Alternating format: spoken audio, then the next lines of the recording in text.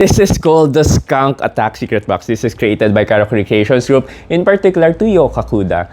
This is handmade in Japan and limited quantities lang yung ginagawa nila per year. Kaya ang ganda ng pagkakagawa nito, and it's very seamless and very meticulous when it comes to craftsmanship, no?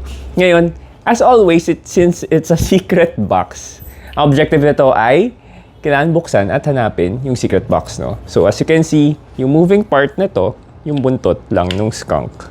Etong head, hindi siya gumagalaw, yung buntot lang. And as you can notice, merong butas dito sa may buntot nung skunk. So, I would assume, dyan lalabas yung scent, di ba, na mabaho, di ba?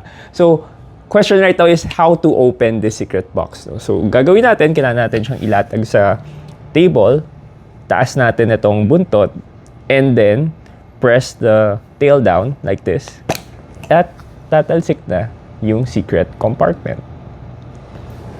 Yun lang.